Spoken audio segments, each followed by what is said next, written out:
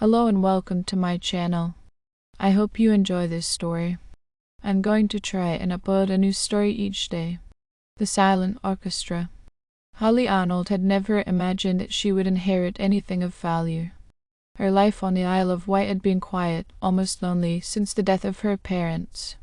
A music teacher by trade, Holly found solace in the notes of the piano and the strings of the violin, the latter being her true passion. She had spent years teaching others to find their voice through music, but her own had grown quieter with each passing year. One drizzly autumn morning, a letter arrived, postmarked from London. Holly's hands trembled as she opened the envelope, revealing a formal notice from a solicitor. It seemed that her distant uncle, whom she had never met, had passed away, leaving her the sole heir to his estate. The news was a shock. Uncle Henry, a renowned violinist, had lived his life in obscurity after a series of tragic events. All that was left of his legacy, it seemed, was an antique violin, one that he had guarded jealously until the day he died. The instrument arrived a few days later, packed securely in an old, weathered case. As Holly lifted the lid, she was struck by the beauty of the violin. It was exquisite, the wood polished to a deep, warm glow, and the strings were taut and ready to be played. A note lay inside the case, written in a hurried scrawl, to Holly. "This violin is my greatest treasure and my deepest curse. It sings a song that I could never fully understand, but beware, for it attracts more than just admirers. It calls them, and they will come. Play if you must, but never forget the price of its music." The cryptic warning was unsettling, but Holly's curiosity got the better of her. She placed the violin under her chin, feeling the familiar weight of it, and began to play. The moment her bow touched the strings, a strange melody filled the room, unlike anything she had ever heard before. The music was haunting, melancholic, as if the violin itself was weeping. The notes echoed through the small cottage, resonating with a depth that seemed to stir something deep within the walls. As Holly played, she felt a strange chill creep over her. The air grew heavy, thick with an unseen presence. Shadows flickered at the edge of her vision, and she felt the hairs on the back of her neck stand on end. The melody flowed from her fingers effortlessly, yet she couldn't stop, even as an overwhelming sense of dread filled her heart. That night Holly was plagued by nightmares. She dreamed of figures in the dark, their faces obscured, but their presence unmistakable. They were drawn to the sound of the violin, their ghostly forms swaying to the music. In her dreams, she saw her uncle, his face twisted in agony as he played, surrounded by the spectral audience. They watched him with hollow eyes, their whispers growing louder with each note. When she awoke, Holly was drenched in sweat, her hands shaking. The violin rested on the chair beside her bed, as if it had been watching her sleep. She knew she should stop playing, that the instrument was not just an heirloom, but a harbinger of something dark. Yet she couldn't resist its call. The music it produced was unlike anything she had ever created before. It was intoxicating. The following day she took the violin to the cliffs overlooking the sea, seeking solace in the open air. She stood there, the wind whipping through her hair, and began to play. The melody rose and fell with the crashing waves, and for a moment Holly felt a strange connection to the world around her. But then she saw them. Figures just at the edge of her vision, appearing and disappearing with the rhythm of the music. They were closer now, more distinct than in her dreams, their eyes fixed on her with an intensity that made her blood run cold. Terrified, Holly lowered the violin, but the figures did not vanish. Instead, they drew nearer, their forms becoming more solid, more real. Panic gripped her as she realized that the music had bound them to her. They were no longer mere shadows, they were spirits, lost souls drawn to the haunting melody of the violin. She fled back to her cottage, slamming the door shut behind her. The silence that followed was suffocating, as if the world itself was holding its breath. Holly's heart pounded in her chest, but the urge to play was still there, stronger than ever. She could hear the melody in her mind, calling to her, begging to be released. For days Holly resisted. She locked the violin away in a cupboard, determined not to touch it again. But the music haunted her, filling her thoughts with its mournful tune. The spectral figures appeared in every reflection, their eyes pleading, demanding that she continue the song. It wasn't long before Holly gave in. Late one night, under the pale light of the moon, she retrieved the violin. Her hands trembled as she brought it to her chin, but once she began to play, all fear vanished. The music flowed from her, more beautiful and sorrowful than ever before. The spirits returned, filling the room, their ghostly forms swaying in time with the melody. But now they were not silent. They began to hum, their voices merging with the notes, creating a chilling harmony. As the night wore on, Holly lost herself in the music. She played until her fingers bled, unable to stop, unable to resist the pull of the violin. The spirits surrounded her, their voices growing louder, more insistent. They were no longer mere listeners, they were part of the orchestra, their spectral voices adding layers to the haunting melody. But as the final note faded into the night, something changed. The spirits, once so focused on the music, turned their gaze to Holly. Their expressions, once mournful, were now filled with a cold, predatory hunger. They closed in on her, their ghostly forms solidifying with each step. In that moment, Holly understood the true nature of the violin. It was not just an instrument, it was a conduit, a bridge between the world of the living and the dead. The music it produced was a call, summoning the lost souls who had been drawn to its haunting melody for centuries. And now they had come for her. With a final, desperate act, Holly threw the violin into the fireplace, watching as the flames consumed it. The strings snapped with a sharp, discordant note, and the spirits shrieked in unison, their forms dissolving into the air.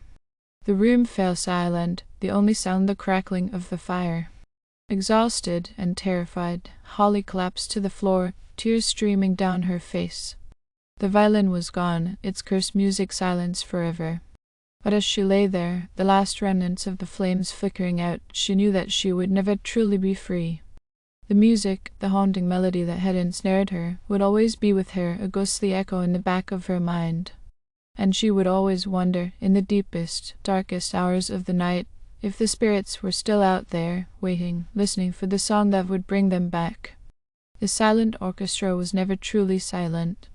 It lived on in Holly's memories, in the shadows that danced at the edge of her vision, in the whispers that filled the silence of her lonely nights. The Isle of Wight, once her peaceful haven, had become a place of dread, a place where the boundaries between the living and the dead were forever blurred. And Holly, the musician who had only ever wanted to play, would spend the rest of her days haunted by the music that had cost her soul. Months passed, but Holly's life had been irreparably changed. She rarely left her cottage now, preferring the safety of its walls to the outside world that seemed fraught with invisible dangers. The Isle of Wight, once a place of inspiration and tranquility, had become a prison. The only company Holly had were her thoughts, and the ever-present memory of that cursed violin. Despite her best efforts, Holly couldn't forget the melody. It lingered in her mind, an incessant whisper that grew louder in the silence of the night. Sometimes she swore she could hear it faintly in the distance, carried on the wind, though the violin had long since turned to ashes. And with it came the uneasy feeling that she was being watched. She had burned the violin, destroyed the conduit, but the spirits had not left her. At first they were mere glimpses, shadows darting across the corner of her eye, figures reflected in the glass of a window that would vanish when she turned to look. But as the days grew shorter and the nights longer, they became bolder. One evening, as Holly sat by the fire, she felt the temperature in the room drop suddenly. She glanced up, her breath catching in her throat as she saw them. The spirits were back, their ghostly forms more solid than ever before. They crowded around her, their faces twisted in sorrow and anger, their mouths moving silently as if they were trying to speak. Holly backed away, her heart pounding. "What do you want?" she whispered. One of the spirits, a woman with long, dark hair and hollow eyes, stepped forward. Her lips parted, and a voice, faint and echoing as if from a great distance, filled the room. "The music, it calls to us. You cannot escape it." Holly shook her head. "No, I destroyed it. The violin is gone." "The violin was merely a vessel. The music lives within you now." The music, the haunting melody, had become a part of her. The violin had been a conduit, yes, but now she was the instrument. The spirits had been bound to the violin, and when she had destroyed it, she had unknowingly taken its place. Despair washed over Holly as the weight of her new reality sank in. She was cursed, just as her uncle had been, doomed to live with the music that would never leave her. The spirits were drawn to her, and there was nothing she could do to stop it. The days that followed were a blur of fear and exhaustion. Holly stopped eating, stopped sleeping, haunted by the ever-present spirits that now filled her home. They were always there, just at the edge of her vision, whispering to her, begging her to play the music that would give them form. But she resisted, knowing that to do so would only strengthen their hold on her. As the weeks passed, Holly grew weaker, her body wasting away under the strain. But the spirits grew stronger, their whispers becoming more insistent, more desperate.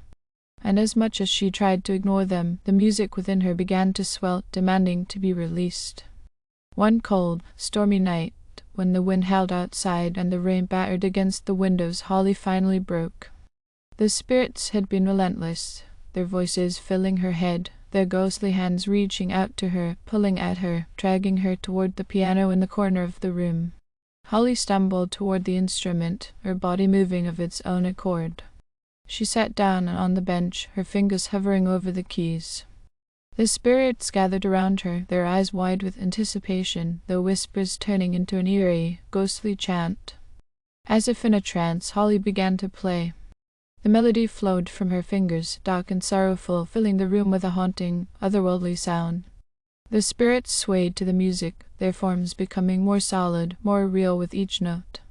They hummed along, their voices blending with the melody, creating a chilling harmony that resonated through the cottage.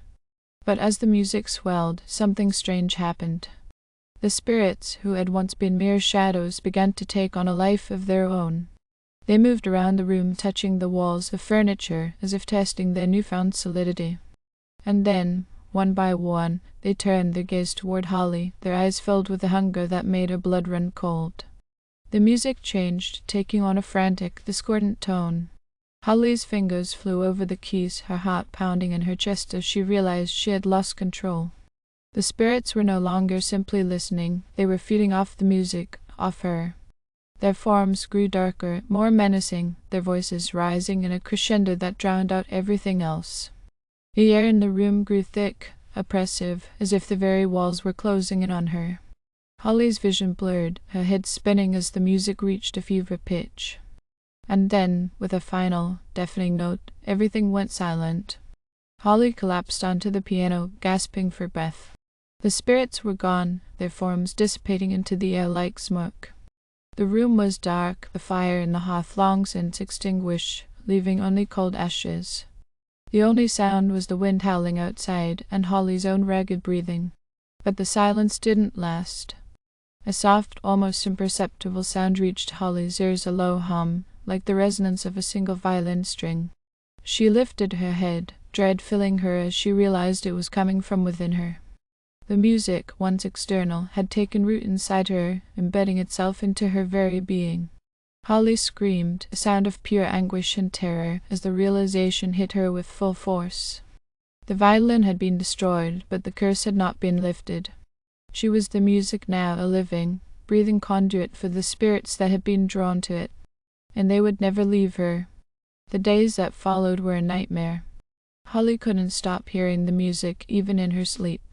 It played on a loop in her mind, sometimes faint, sometimes deafening, but always there, always calling to the spirits that had once been bound to the violin.